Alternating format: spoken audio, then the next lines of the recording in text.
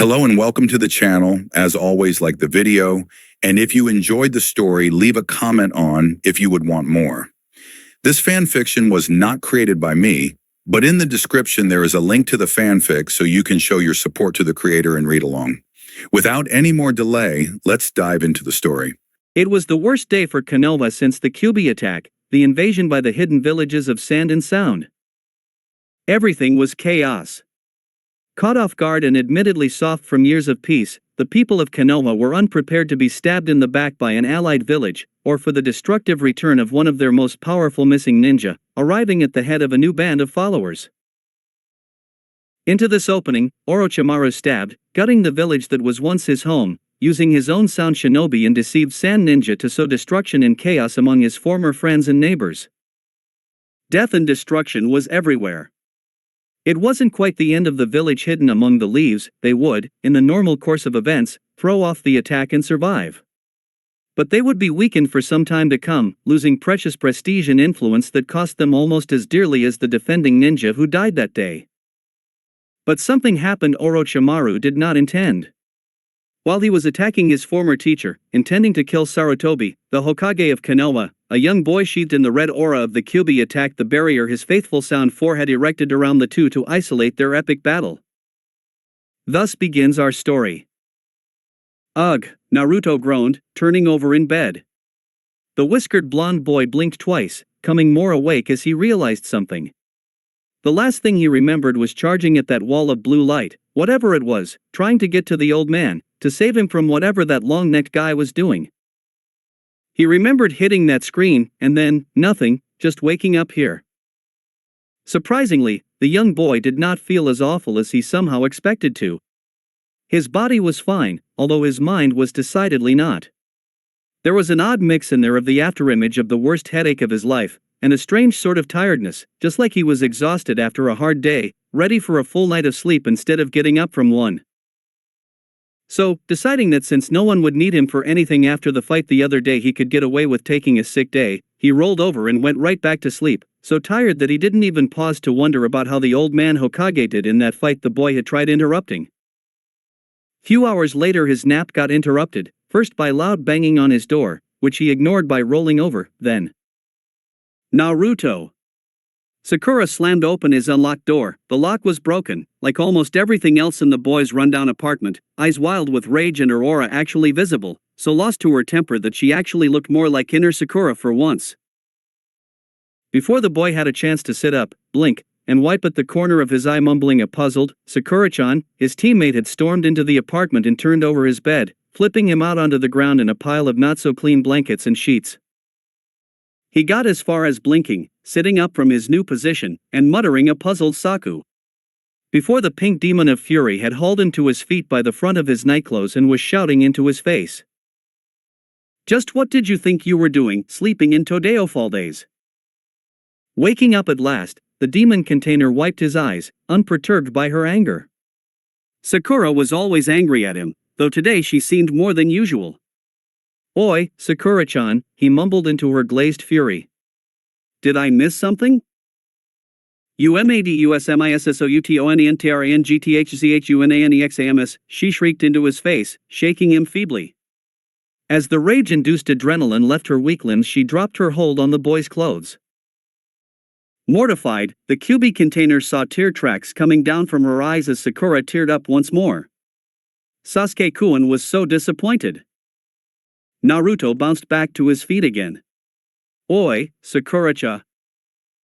She pierced him with a gaze of pure, unadulterated hatred, stopping his attempt at apology and request for what she was talking about in its tracks. Don't you ever call me that again, Uzumaki Baka, the preteen girl shouted in his face, tears flying as she mixed both grief and anger. In fact, don't ever speak to me again.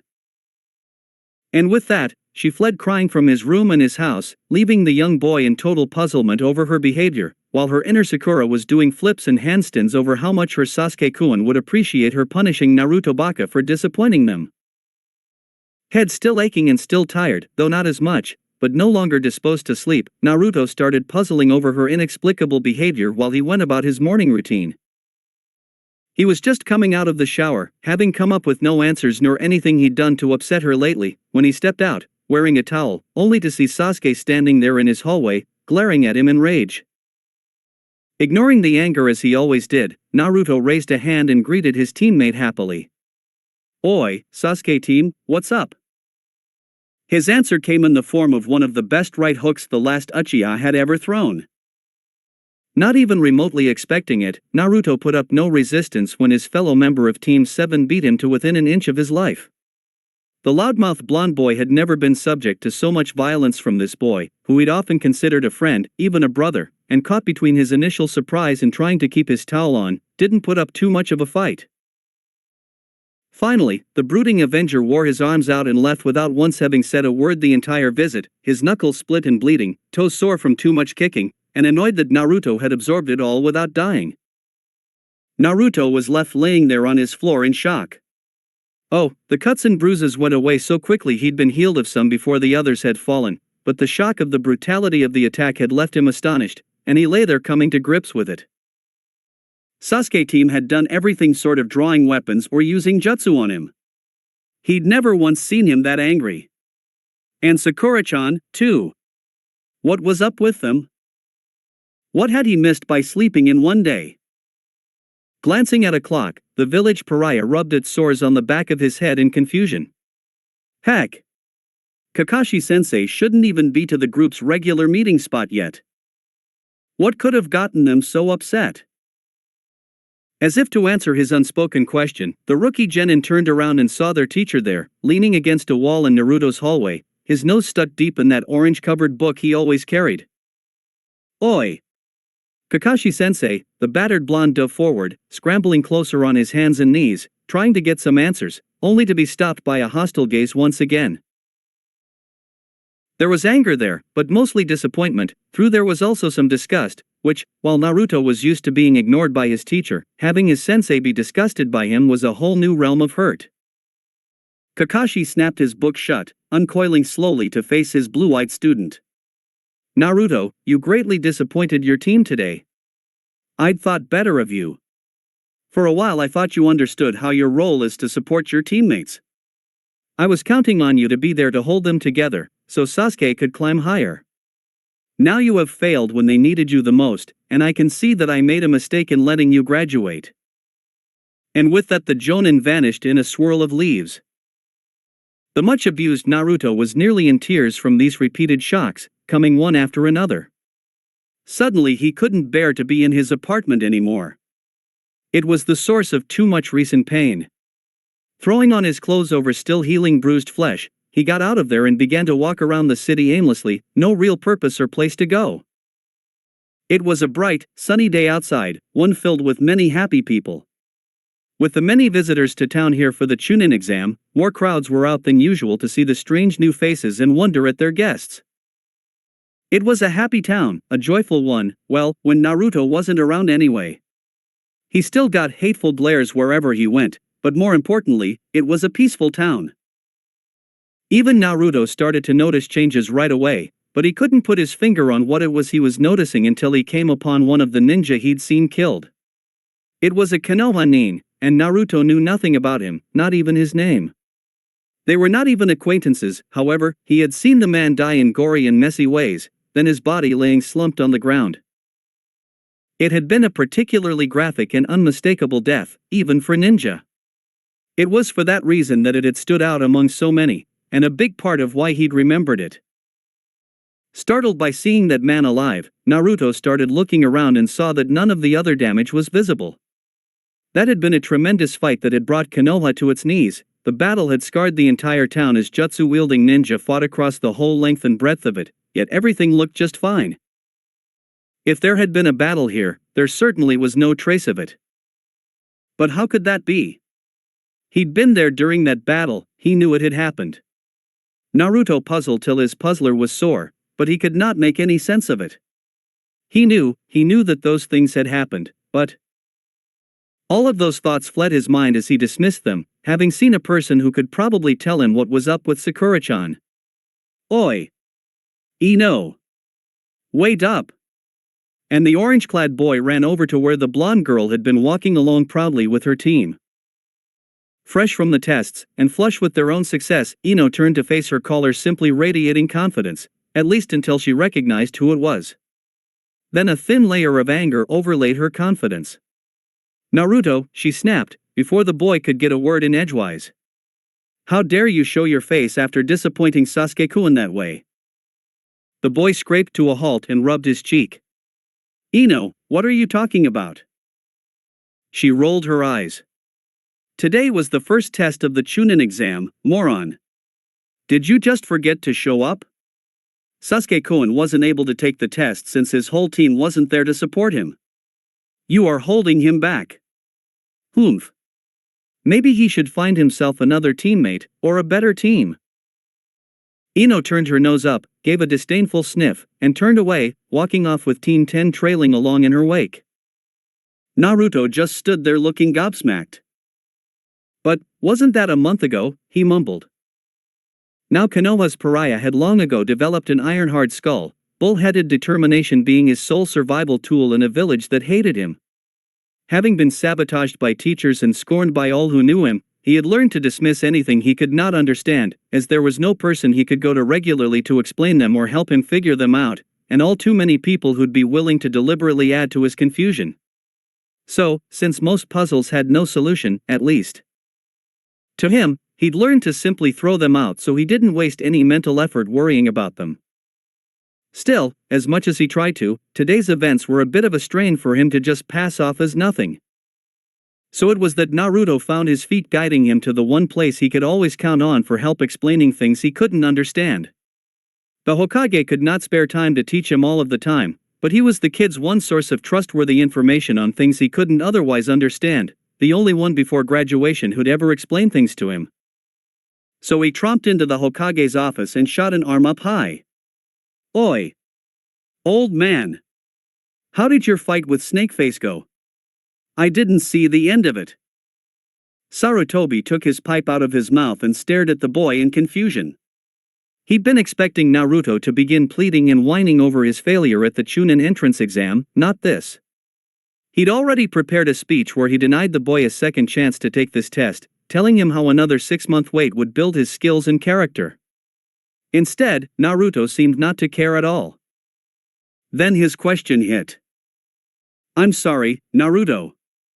I've not seen Orochimaru in many years." The Hokage tapped ash out of his pipe in confusion over how that question had come out of the boy's mouth. "Huh?" Naruto opened his eyes wide to blink in confusion of his own, then he stamped a foot down hard, forming a fist. "Don't lie to me, old man. I saw you fighting him yesterday. He was there, all wiggly and with that long neck thing of his. You'd gotten trapped in this big, blue box and he'd gotten these guys growing trees and stuff inside while you summoned a monkey." Laying the pipe aside, Sarutobi carefully looked over the youngster. "I'm sorry, Naruto. But I do not use my summons lightly, and there are no publicly known users of the wood techniques who remain in Konoha. The last was our first Hokage. So I would have known of any such goings-on. You must have heard stories before having quite an interesting dream." Could it all have been just a dream, the boy wondered, scratching his head? Then his eyes widened in horror.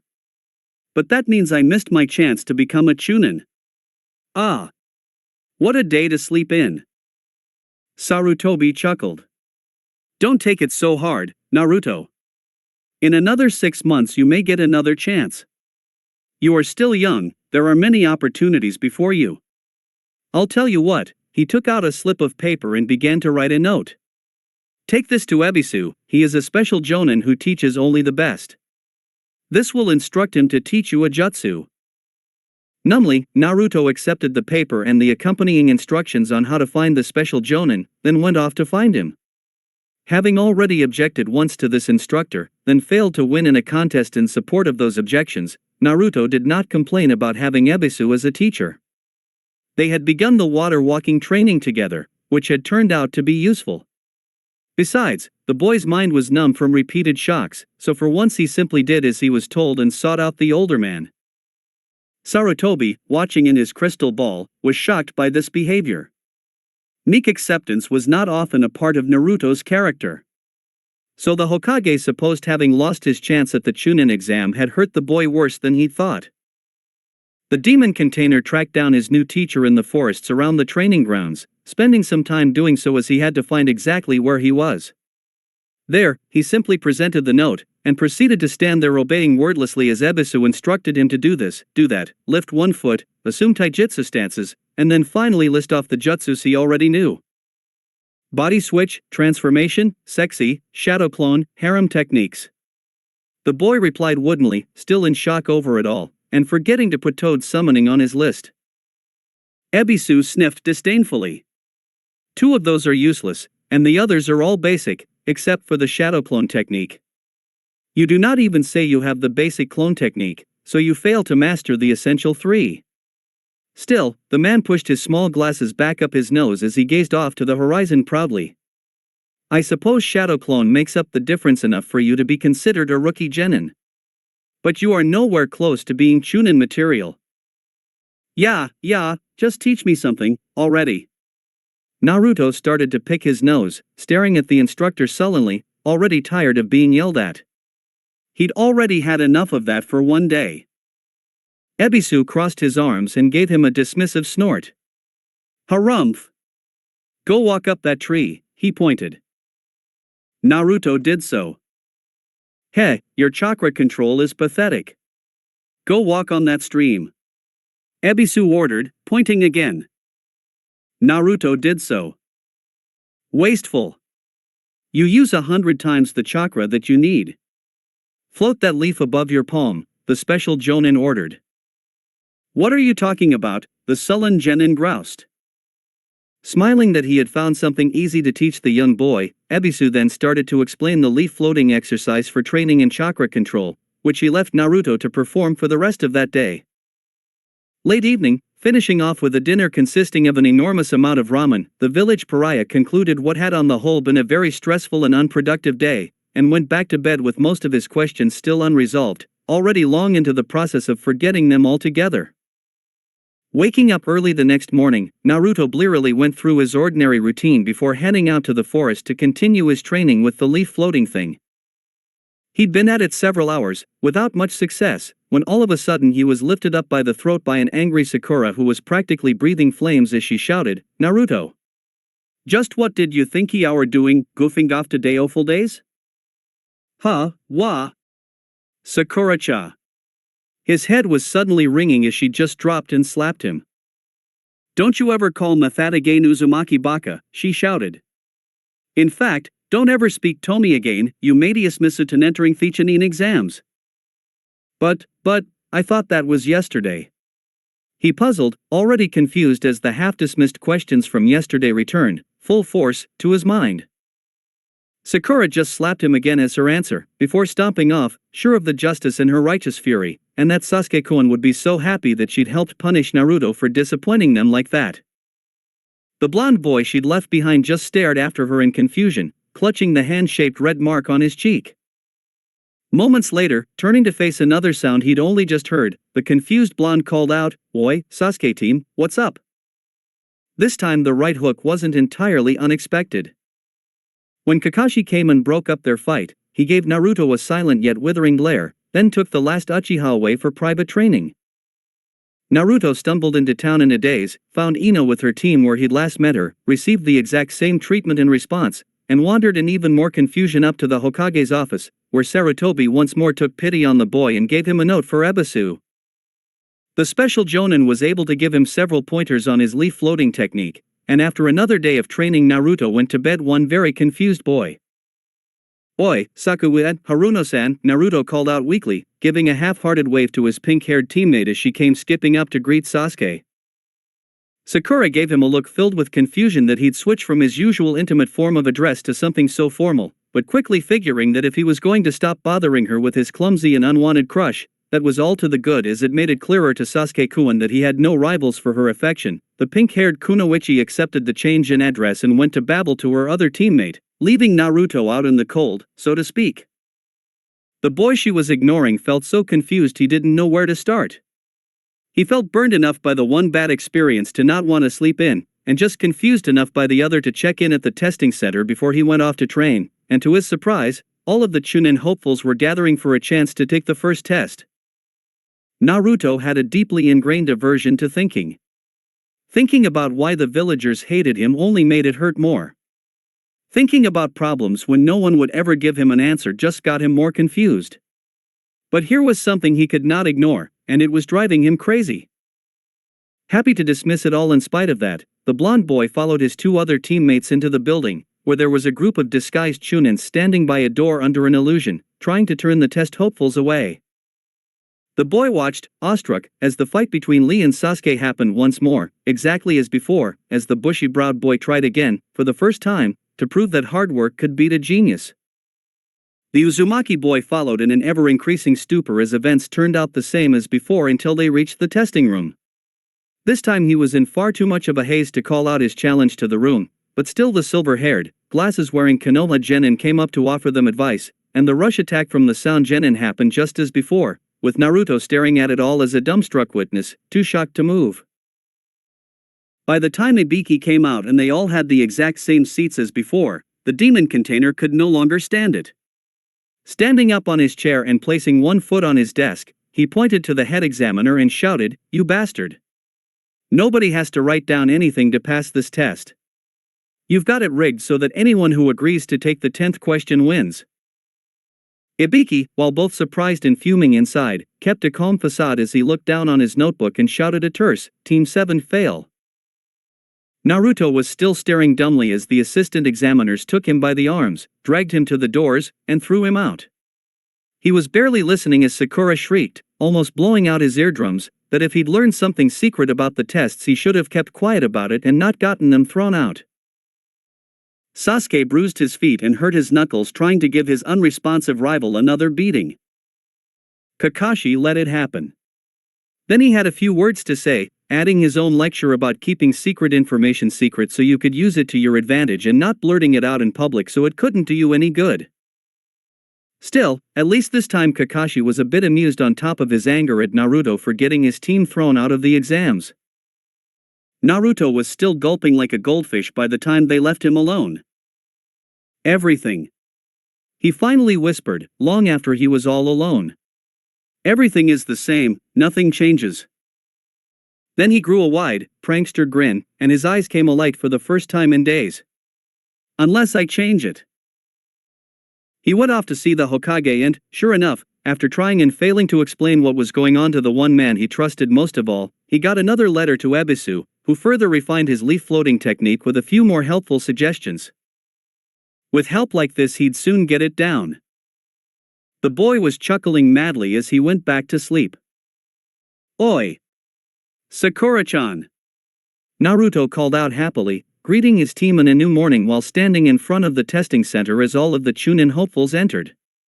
His hair was washed and he had on his best outfit. "Glad to see you decided to come."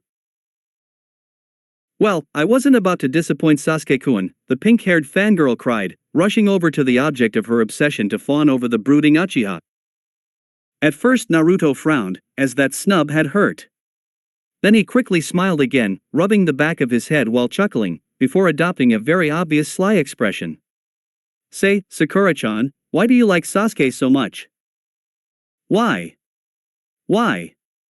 Sakura shrieked, before bonking the blonde on the head. "Why do you have to ask such a stupid question?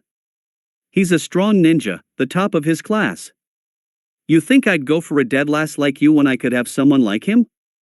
Suddenly she was back by the Uchiha's side, trying to take his arm so she could guide him into the center. "Come along, Sasuke-kun. We wouldn't want to be late for the test." Grumbling and rubbing his head, Naruto followed them inside. Chapter 2. Naruto was often a study in opposites. Though he could be dense at times, he was also capable of feats of amazing brilliance. The chief difference was the amount of encouragement he got.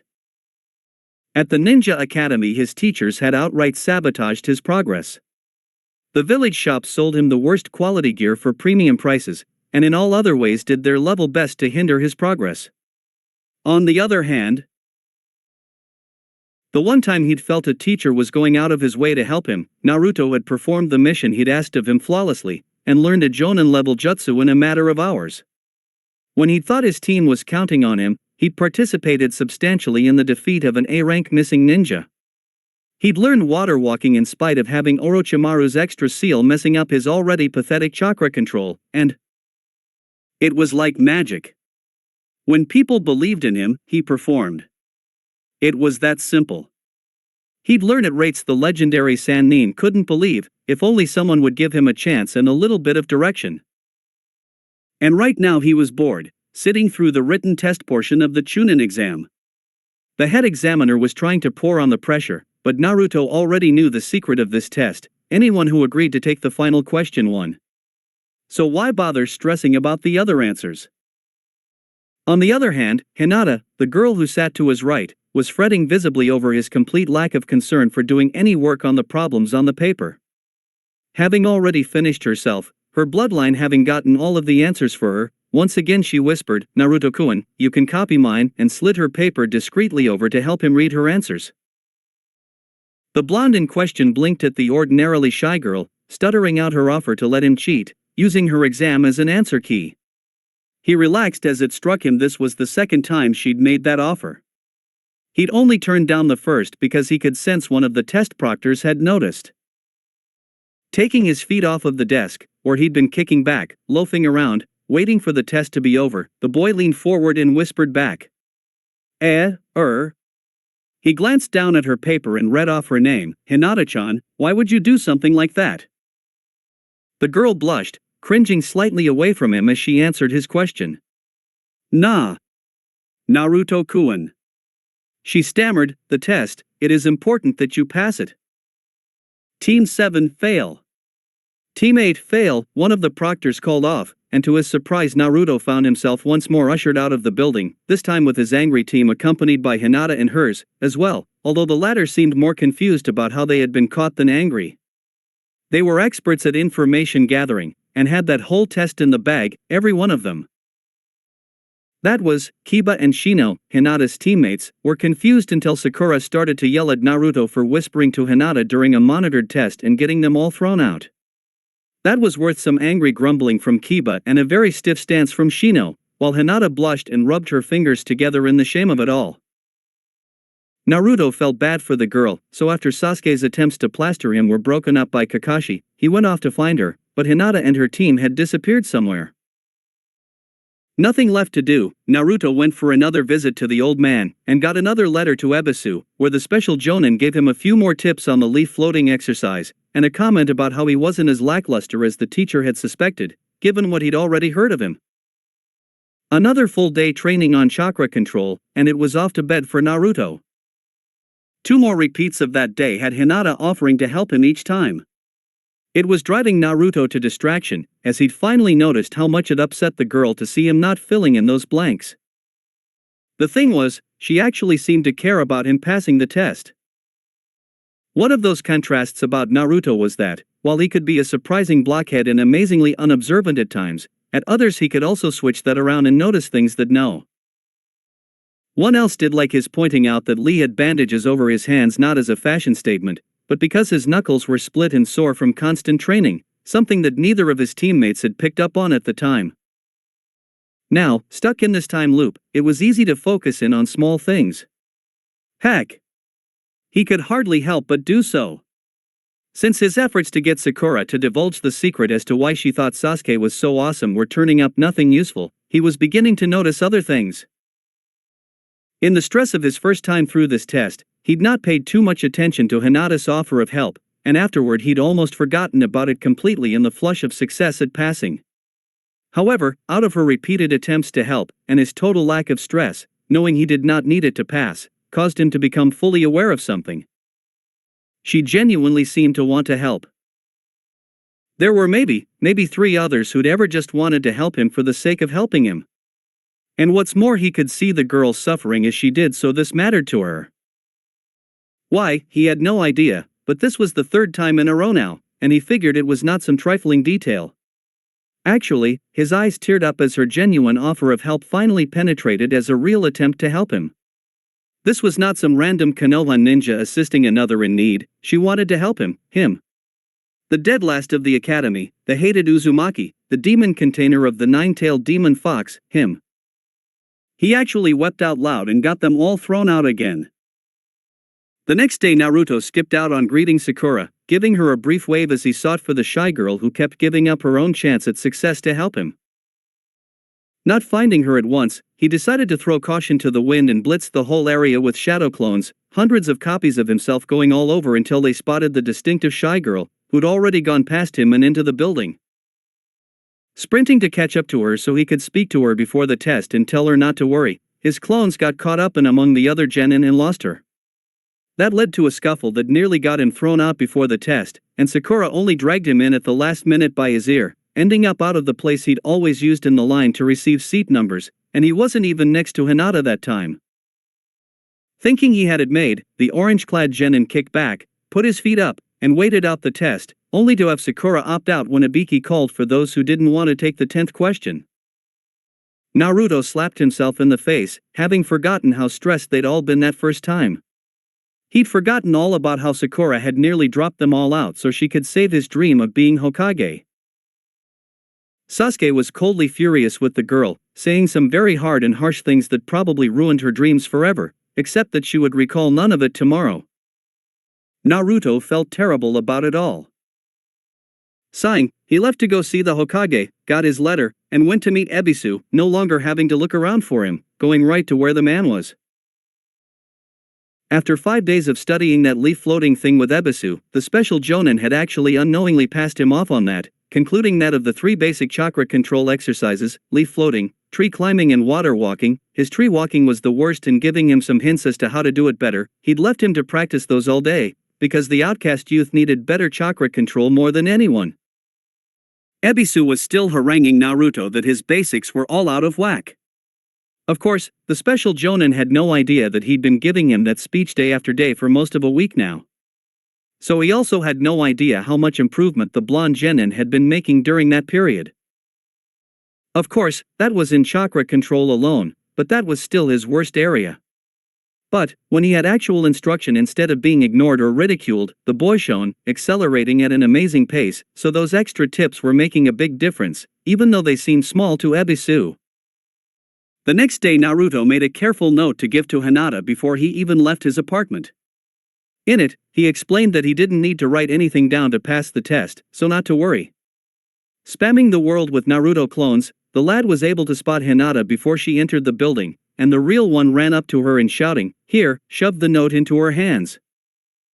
He stood there grinning, sure this would solve everything, until his expression faltered. His grin slipped as he watched Hinata, holding the envelope with her name on it and staring at him, have all of the blood drain out of her face, tremble, then fall over backward in a faint. Kiba, her teammate, caught her. What? What? What happened to her? Naruto pointed, already panicking as Kiba scowled up at him. Stupid. Sakura hit him on the back of his head. She fainted. You go right up to a shy girl that's got a crush on you and give her a love note in front of everybody, and that's what happens. Love note? Crush? Naruto tried anxiously to process those words as he rubbed his head. Then he broke out into a wide grin. You mean she likes me? Like a boyfriend? Duh. Sakura hit him again, annoyed at this display of stupidity. Don't play dumb on me. Why else would you give a love note to her? It's not like anyone else would do anything but laugh at you. She's got to be the only girl on this planet that would go out with you. She's had a crush on you since we were all in the academy together. Don't tell me you never noticed. Kiba, by now, had looked away, hiding his anger at Sakura's words. But Naruto was glowing like the sun with a big, toothy grin. That was, until Hinata stirred a second later, whereupon she opened the note with a shy look of eager joy on her face, only to be crushed moments later when she read it. Naruto himself felt like the worst sort of heel imaginable as he saw her disappointment upon realizing that it wasn't a love note after all. Kiba helped her up, and the glare he gave Naruto as he helped the broken girl pass spoke of his anger at Uzumaki for causing all this.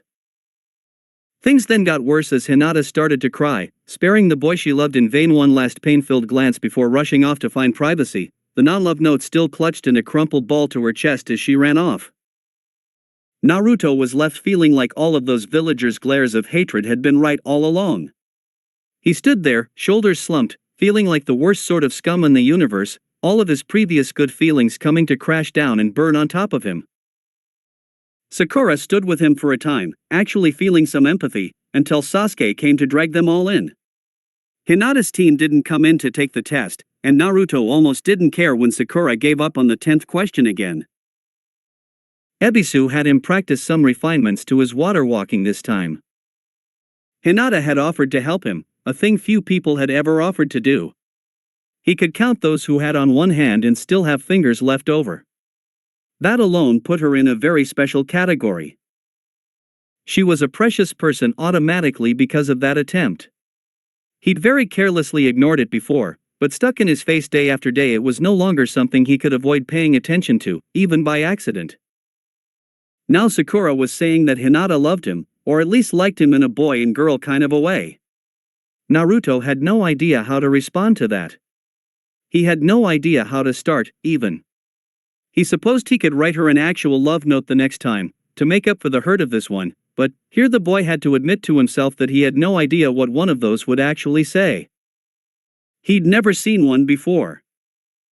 Of course, he was Naruto tact. What is tact? Uzumaki. So he did what no one else was likely to do, and approached her directly the next day, before the test, and declared, "Oi, Hinata-chan. I was going to write you a love note, but have no idea what they should say. Any idea what I should put in it?" The poor Hyuga maid collapsed in an instant, blushing faint, and the crowds of collected genin broke out laughing. Baka. Naruto went down to twin thumps on the head from Sakura and Ino, who, after scolding him for being so tactless, dragged him off and gave him some basic how-to tips on the proper way to approach girls. It was the first time he'd had any information on courtship whatsoever, and it surprised him no end how very detailed was the subject. "Hey! That's more complex than our academy lessons," he objected, once they'd fully overloaded him with suggestions in their enthusiasm to correct his crudity. "Just do it," the two girls shouted, shoving him forward toward the Hyuga heiress, who by now had woken up and was being helped to her feet by Kiba. Hinata-chan," Naruto stuttered, coming to a stop before her and rubbing the back of his head, not looking directly at her. "Would you like to go eat with me, after the test?" Softly glowing a rosy pearl color, Hinata blushed and nodded, not trusting her voice, rubbing her fingers together all the while. Kiba just snorted at this display. This time the two genin teams walked together to the exam room, and Lee never made his attack on Sasuke. Slightly puzzled about that, Naruto got a new idea just as Kabuto was showing those ninja information cards of his, and asked, "Hey, what do those cards say about Hinata-chan?" The silver-haired genin gave him a sly look, and a glance over to Hinata, who was blushing up a storm, but the shinobi easily found their cards with the appropriate info. This is interesting. It looks like our little Hinata is heiress to the Hyuga clan, the most prestigious in Konoha after the Uchiha massacre. And what is this? She was the subject of a kidnapping attempt when she was only 6 years old. The hidden village of Cloud tried to abduct her for her bloodline. Decent skill at the gentle fist style, and a surprising number of successful missions for a newly minted genin of her age.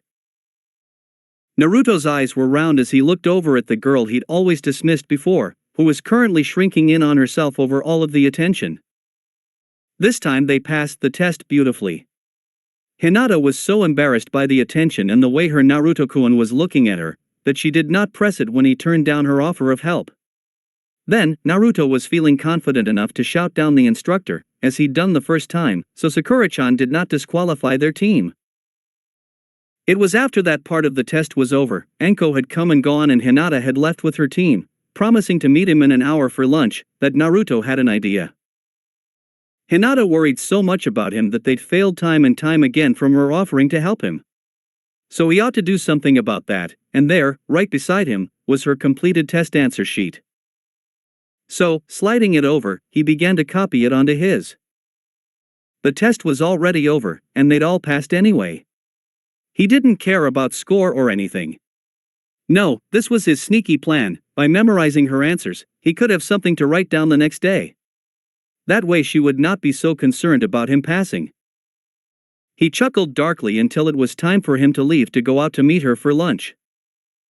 Naruto generally had one goal in mind when food was placed before him, and that was to satisfy his hunger. Consuming mass quantities was the goal, and doing so as quickly as possible a habit he had picked up in his youth because of older kids who routinely stole his food. So he ate what he could get, as fast as he could get it, as a reflexive measure against that happening. But it was more than a little horrifying to Kunoichi with refined and delicate table manners. Even Sakura, who had tagged along with Ino and a few other curious Kunoichi to see this first date, and who could be called refined and delicate only in comparison to a gorilla, found herself appalled by the way Naruto ate. And she was not seeing it up close for the first time. Hinata, on the other hand, was, and although she'd been looking forward to this date for as long as she could remember, was a bit pained and winced at the animalistic manner in which Naruto consumed his lunch. Fortunately, he raised his food-covered muzzle to ask Hinata why she wasn't eating and caught her look of horrified chagrin. She tried to hide it, smiling weakly and picking up a morsel of her own meal, but her dismay was plain. That was when Ino and Sakura decided to intervene, and both together leapt in and dragged him away for a quick, yet thorough, scolding about proper table manners, ending with, "The way you eat reflects on how you feel about those around you. If you eat like an animal, you're saying that no one around you is worth being nice to. So eat like a gentleman, or else she'll think that she isn't important to you." Shoving him back at the table, Naruto tried to remember the information surge and pluck out the bits he needed to finish his meal. Hinata was nice about it, and plainly grateful that he cared enough to try and be better for the remainder of their meal together, but just as plainly he'd already ruined her dream date for her. She left the table with polite thanks but unhappy looks, leaving Naruto alone to once again feel like a positive schmuck for upsetting her, especially as he was trying to be nice and make her feel better over an incident she could no longer recall, where he'd first screwed up with that note thing. Now his resolve only crystallized and grew stronger. He would make it up to Hinata. Both for the note misunderstanding, and for ruining this date. The rest of that day passed rather unproductively. The old man wouldn't give him a letter to Ebisu, because he hadn't failed the Chunnin exam yet and so didn't need to be cheered up. When he sought out Ebisu on his own, the special Jonin wouldn't teach him anything. So, frustrated, he went back to the Hokage and asked how you learned to eat so you didn't hurt a Kunoichi's feelings. Sarutobi was so surprised by the question he actually laughed out loud. Then he had to have a full explanation, of course. At the end of which, merrily smoking his pipe, the Hokage had suggested that if he wanted to learn how to impress a Kunoichi, one of the best instructors for that they had was Kurenai, Hinata's Jonin instructor. He even wrote Naruto another letter of introduction. The boy bounced merrily away to go find the Jonin, which took a long time, but when he did she was a little unhappy with him, making him suspect she knew about his badly failed date with Hinata-chan. Still, she agreed to teach him all the same, but while the blonde did his best to absorb what she said, the lecture Kurenai gave him was all way above his head, relying on him already understanding basic stuff he'd never heard of, and sounding about as complex as rocket science. It made the Jonin-level shadow clone technique seem about as complicated as a line drawn in the sand. What did it matter what clothes he wore? Or how he smelled? He smelled just fine, thank you, having already bathed today. Breath mints? Flowers? What did those matter? Still, she said it was important, and the Hokage said she knew this subject better than anyone he had to teach him. It all seemed rather odd to him, though. But the worst part was she'd loaded him with so many specifics when he had no idea of even the most simple basics. Stuff like how to smile and comport himself. He had no idea how to smile, he just did. And all the stuff about fancy restaurants? He'd never been inside of a fancy restaurant in his life. They'd never let him in. He'd taken Hinata out to eat ramen at his favorite stand, just like he ate all of the time. No, the talk with Kurenai only multiplied his confusion, and Naruto went to bed a very unhappy boy. The next day found him up and already at the testing center before he realized that he was the only one there. None of the other Chunin hopefuls had shown up at all, which blew his mind as he'd grown to expect it. He waited for an hour before a hot-headed Sakura came back to scream and shout at him for not having been at the Forest of Death on time for their team to enter, and losing them their place in that test. Sasuke was even angrier with him than before, and Kakashi gave him that same "I'm disappointed, you should never have been allowed to graduate" lecture. Confused and miserable, Naruto made his way over to talk to the Hokage, got a note to see Ebisu, and spent the rest of that day practicing chakra control.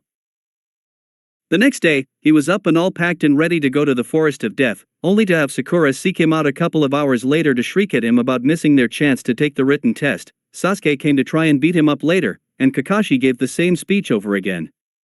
Then it was back to chakra control with Ebisu. The next day, early in the morning, Naruto spammed clones all over Konoha to find out where everyone was gathering, and met them all at the exam center for the written test once again, same as always. So why had that one morning been at the Forest of Death? The orange-clad Uzumaki was very used to dealing with life by the seat of his pants, reacting to things as they came at him and living a life free of worries or concerns about trivial issues like tact and timing. Well, guess what? That all came to a screeching halt as he discovered he was trapped in a time loop. It's difficult if not impossible for a person to have an unplanned reaction to something he knows is going to happen. Especially when it happens the same way over and over and over again. Impulsive reactions don't happen anymore in that case. Recklessly charging ahead filled with passion only worked when you could feel passion over something. Having seen the same thing happen countless times kinda took the bite out of it, and knowing that however it turned out made no difference in the morning make reckless fury and passion almost non-existent no matter how willing you were to summon them. No, it was the sort of situation that demanded carefully thought-out plans. When this happens I'll do that and see what happens was the least of the strategies that could be employed to learn from the situation. Far more valuable was deciding what goal you wanted to pursue, then going for it. Being caught in a situation where careful memorization and planning made the only difference was both torture for Naruto, and the best thing that could possibly happen to him, forcing him to put his disused mind to work and at the same time training him to effectively use it. The demon container was, by sheer trial and error, learning the scientific method by simple, practical experience. I want this to happen, and I believe that it would result from my doing that. No? Well, then maybe this other.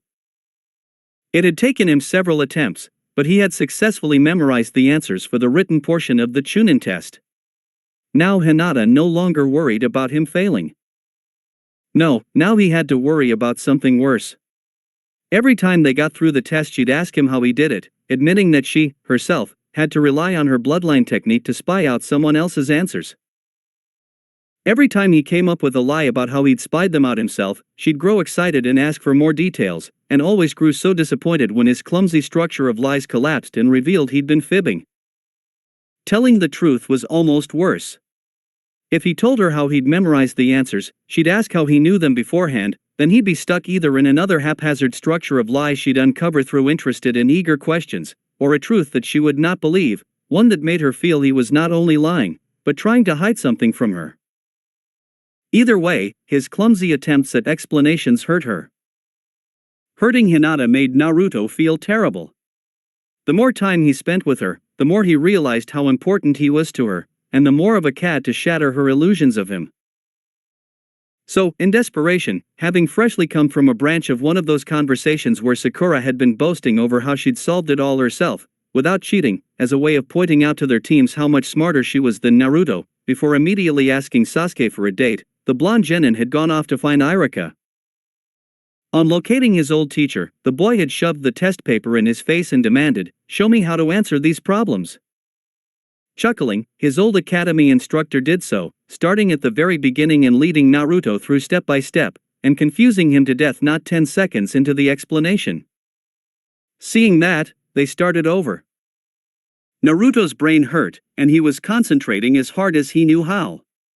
The lessons took forever, going over the most basic parts of the easiest problem repeatedly, but slowly how it all worked began to take root. The next day, he was boasting to Hinata that he'd solved them himself, only for her to confess, shyly, that she'd only answered them by cheating, then asking him for help in understanding them. After floundering around for a bit, he went back to Irika so that he'd look less of a fool to Hinata. And, well, the more he knew the more she asked and the more he had to bug Irika to help him understand them, until Naruto had the ability to pass that test without having memorized the answers. Good thing for him was he had all of the time in the world to get it right. A bad thing for his immediate plans was that Irika was a teacher, and as such he had no intention whatsoever of taking any shortcuts.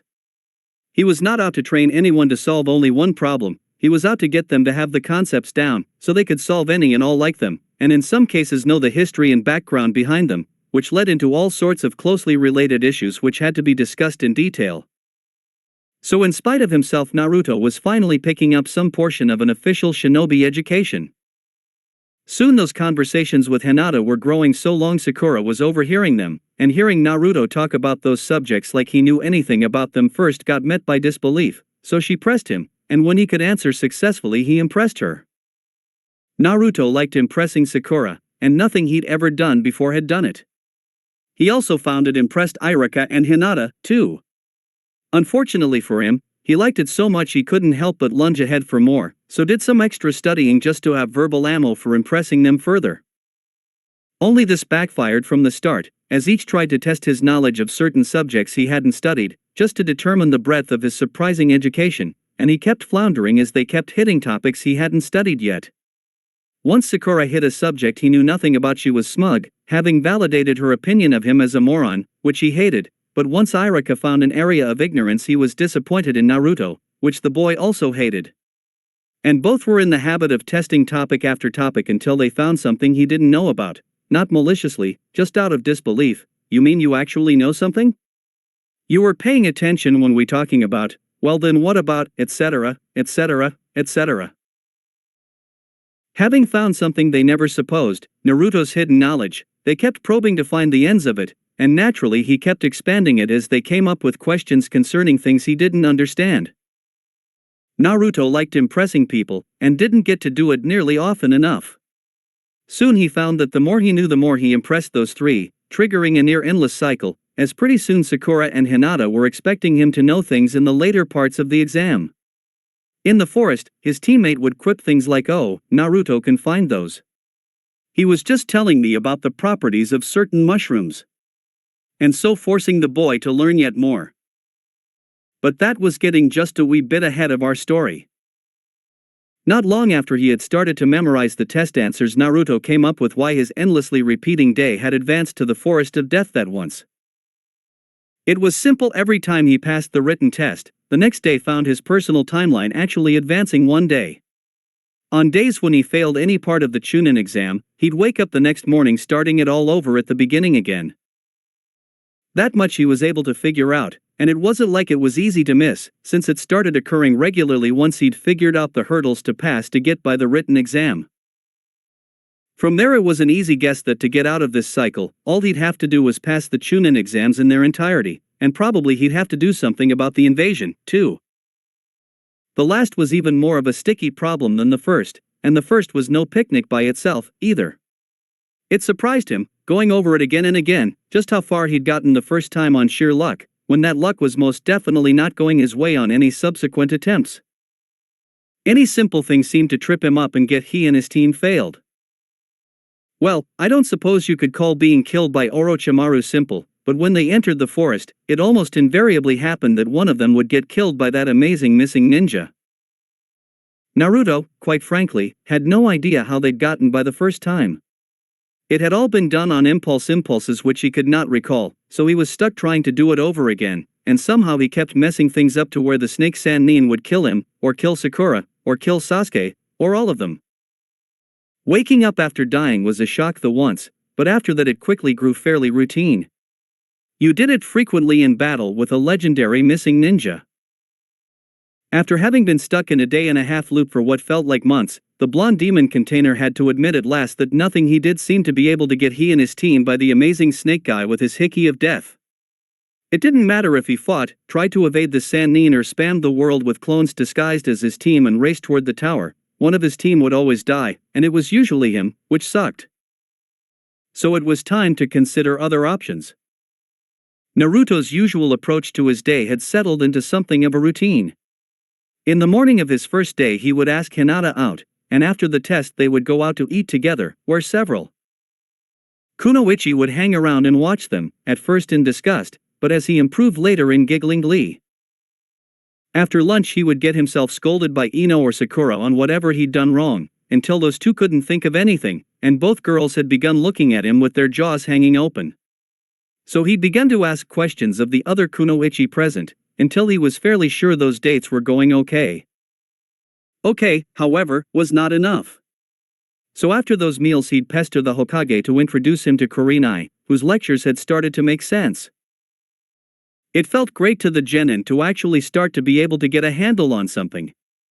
And though the restaurants progressed in quality, none of the ones that would let him in the door were very good. So for the moment he was stuck, without a good idea how to improve those, and Hinata-chan kept nervously fidgeting during those meals, anxiously watching their audience. It was something he'd have to work on, as he wanted those dates to go well.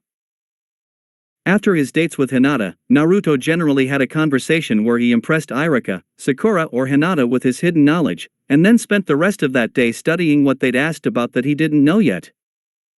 The next morning, they'd go to the Forest of Death, someone would get killed by Orochimaru, and he'd start all over again. On days when he wasn't the one dying, he'd often leave the forest and try to get someone to train him, but people were so upset over the news of Orochimaru's return and busy dealing with it that no one could spare him any time. After having exhausted all of the ways he could think of to escape or defeat the snake Sannin, and coming up with nothing that worked, Naruto decided that a change was in order. And what change he used was based on one of the standard shinobi sayings he just recently memorized: know thy enemy and know thyself, and you need not fear 100 battles. Know thyself but not thy enemy, and the outcome is always in doubt. Know neither yourself nor your enemy, and defeat is certain. Well, Naruto figured he knew himself pretty well. After all, what was there to know? And he was the expert on him anyway. That made it pretty obvious what he had to learn. So, the next morning of the written test, he went into the test center as usual and shouted, "Oi! Kabuto! What do those Nin cards say about Orochimaru?" The silver-haired genin blinked several times, as did his fellows, but withdrew the appropriate information card anyway. The legendary Snake Sannin of Konoha, now an S-rank missing ninja. One of the strongest ninja ever to live, he is Kage rank in most areas, but his specialty is ninjutsu, and his stated goal is to learn all of the ninja techniques in the world. I don't know much about why he was thrown out, or his missions, but his Jonin instructor was Sarutobi, our current Hokage, and his teammates were Jiraiya, the Toad Sannin, and Tsunade, the Slug Sannin. That's probably all we'll need to know if there are any questions about this historical figure. Huh? I didn't know the old pervert was a teammate of the tongue freak, Naruto mumbled, causing several of those around him to faceflop. And I'd never heard of this slug lady. Do you think either of them could train me to beat up old Snakeface? Of course not. What are you thinking? They are a thelagenderithreasonin. You're nothing but a dead last. Don't ask such stupid questions. Sakura lost her temper to shriek at him, bunking him on the head for such presumption. Kabuto looked on with some amusement, folding away his Nin cards. I don't think any of them would be willing to train you, Uzumaki. But supposedly, the three Sannin are fairly evenly balanced. According to what I've heard, at the time he left, Jiraiya could still beat Orochimaru if they fought, but his toad summons would be beaten by Orochimaru's snakes. Tsunade would have lost in a fight with him, but her slugs could beat the snake summons. So really, it would take two of them to beat the third. But it doesn't matter anyway. After Orochimaru left the village, the other two disappeared also. Huh? Naruto almost blurted out that the old guy was in town right now peeping on women's bathhouses. He knew, one of his clones had run into him one morning while searching for Hinata. He spent the next few days seeking out the old pervert, only the old guy was so reluctant to teach him anything that they spent the full day arguing about it and Naruto didn't learn anything. So, in desperation, Naruto began to fail the written test on purpose, flipping off the instructors, obviously copying off of others, and as that grew boring, he began to grow steadily more outrageous, climbing up on his desk, dropping his pants to moon the entire room, with the test answers written on his bum for good measure, and at last, opting to follow a suggestion given by one of the girls who'd observed their dates, turning to Hinata and loudly suggesting, "Hey, Hinata-chan. Let's make out. After her stunned, rosy, shy and nearly silent exclamation of, alright, he then proceeded to kiss her before the audience of Chunnin, causing Sakura to rise up in her seat, face flushed and vein throbbing, to shout at him. Naruto! Don't do that here! Then her jaw dropped as Naruto did so anyway. It wasn't a very good kiss, but Hinata started to enjoy it. When the pink-haired demoness started to shout for them to stop it, however, Team 7 got thrown out. Naruto's purposes in flubbing the test deliberately were easy enough to describe. The first was to get in some sparring with Sasuke, who'd try to hurt him for having failed so deliberately, and learning to predict and evade those blows was always interesting until he got upset enough to turn his Sharingan on. But mostly he did it because, when he failed the test, Sarutobi gave him a letter to give to Ebisu, who'd teach him something. The special Jonin wasn't on a level with the Sannin, but neither was Naruto, and the blonde boy was just getting sick and tired of asking the old pervert for help, only to be snubbed in reply. The old guy wouldn't even let him sign the Toad Scroll again, and without that Naruto couldn't summon any. He was so angry he'd forgotten how he'd convinced the old guy to teach him in the first place, by adopting his sexy technique to turn into a pretty girl and ask nicely. So he was left with Ebisu, who was clearly second-rate by comparison, but still much better than training on his own. So he filled his afternoons and evenings with training under Ebisu, even going so far as to not walk somewhere if he could run on the walls, and floating a leaf above his head while others were talking, just to fill in the corners and take advantage of all the spare moments during his dull repeating life. Naruto had long since lost count of the days, he'd not paid any attention to counting them in the beginning anyway. But he guessed it was on the order of a couple months or so before Ebisu pronounced his chakra control decent, almost average. It is not your worst flaw, which is not what I was expecting given what I'd been told, and proceeded to teach him something else. The blonde genin got all excited at that moment, but what Ebisu taught turned out to be the basic clone technique, not refinements to the shadow clone, but the ordinary academy-level ninja technique everybody had to learn. The boy groaned, but persevered. By now Naruto had discovered through hard experience that the easiest way around an obstacle was sometimes through it. It was just easier to learn a basic something than it was to argue in favor of getting something cool and useful, because he could either spend a whole day arguing and learn nothing, or just grit his teeth and learn it, then the next time prove he knew it so he could learn something else instead. That cycle had happened several times during his chakra control training. True to form, Ebisu wouldn't teach him anything else until he had the basic clone technique mastered, and then refine up to a level where it was almost impressive. At first Naruto hated spending time on his worst technique when he could have been doing something useful instead, and only put up with it because that was the only way he'd found to get the special Jonin who was his teacher to move on. But after a while Ebisu explained how a smart ninja could use both together. A shadow clone was solid but vanished after the first hit, while normal clones, being just illusions, couldn't do much of anything but take hits. And they wouldn't vanish when struck, so could take blow after blow if you could trick an enemy into wasting that much attention on them. So if he was just going to use them for target practice, or as distractions to draw fire, which was, admittedly, most of what Naruto'd already used clones for, ordinary clones had a place, especially if he mixed ordinary and shadow clones into a bunch, so an enemy couldn't know which were solid, and could hurt them, as opposed to those that were mere illusions and couldn't be disrupted by something so simple as a blow, but could otherwise be ignored. So the shadow clones would last longer if they were mixed in and among the ordinary clones, not granting an enemy a clear idea of which to strike in order to take out the dangerous ones. Thus, between them, they'd cost an enemy more time and effort dealing with the distraction. Convinced of the utility of this strategy, Naruto practiced until he could perform both ordinary and shadow clone techniques so close to each other they appeared in the same puffs of smoke, and with illusionary ones mixed among solids until there was no way of telling which was which.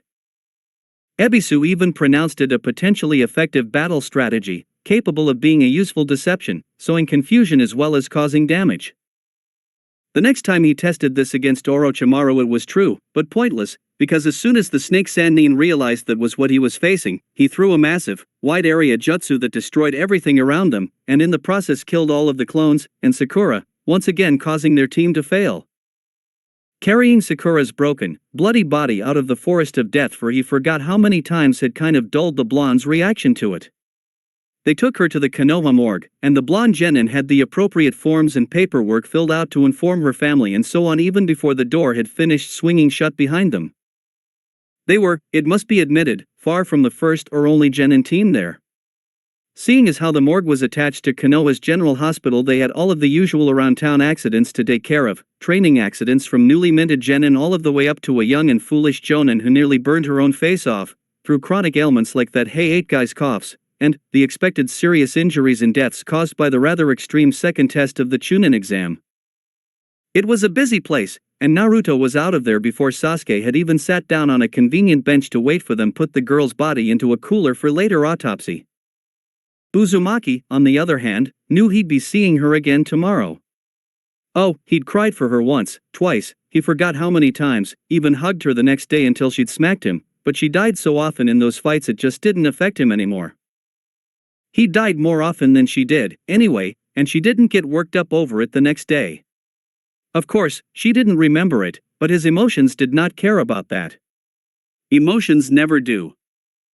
No, he had stuff to do. Sakura was dead, which meant his team had failed. The times it was Sasuke's body in there, he'd stick around to comfort Sakura, which was probably the only time she'd let him hug her without beating him for it, but since it was Sakura, the Uchiha would just go on brooding as usual, though, to be honest, it was maybe at a slightly more intense rate. At least she hadn't choked to death on her own blood this time. Those were always horrible, especially the look in her eyes as it happened. And it always made him feel so guilty, every time she looked so surprised that he wasn't reacting more strongly to her grisly demise. Shuddering at those memories, Naruto skipped along toward his destination, a place he had been many times, but only just begun to appreciate, the Konoha Public Library. Under disguise, of course. They'd never let him in otherwise. They had information on Orochimaru there. Oh, none of the classified stuff, but the publicly available information, which included all of the stuff Kabuto had said about him, plus some other facts and details. Things like the names of his old students. Mizuki was one big surprise there. Naruto knew he'd been a traitor since he'd tricked him into stealing the scroll of forbidden seals. Another name had been blotted out of the one book on the Snake Sanin's genin team Naruto had been able to find. But the last was still around. Old Snakeface had left his one-time apprentice in town, a special jonin by the name of Anko Mitarashi, the very same Anko who was proctor for the second test of the Chunnin exam. It was amazing what you could read from books. Creating hundreds of shadow clones, the kid began to look for her. Luckily for him, he was early enough she had not yet been informed of Orochimaru's return to town, and so he found her outside of the forest of death-eating Dango, and throwing the empty sticks to a tree where they embedded in the symbol for Konoha, a leaf. Rushing up to face her, Naruto pointed a finger at the woman and shouted, "I need you to train me." Anko actually chuckled. "Oh? Failed already? I guess you do need training. But why do I need to be the one to train you, Breathing heavily from his run, Naruto panted, "If you do, I'll dedicate my life to defeating Orochimaru." At this the special jonin actually quirked a brow in interest. Oh? She rolled the idea around some in her mind, concluding it could actually be useful to have some help when she went after the old bastard. So she smirked, "Okay, kid, you've got my interest. Tell me what you know already. We'll see where we go from there."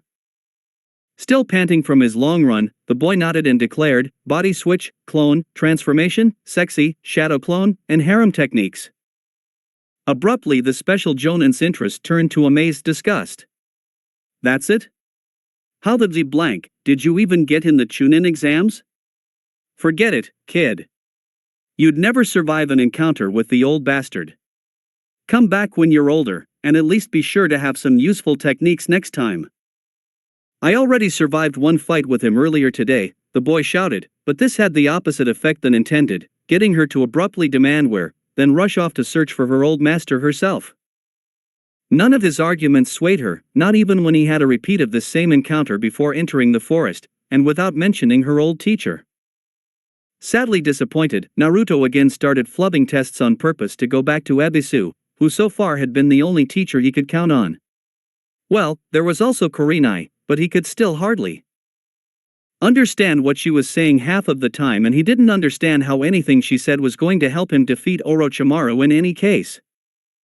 Not that he could afford to get better clothes than he had on, anyway, even if they did what she said they did about making girls like him more.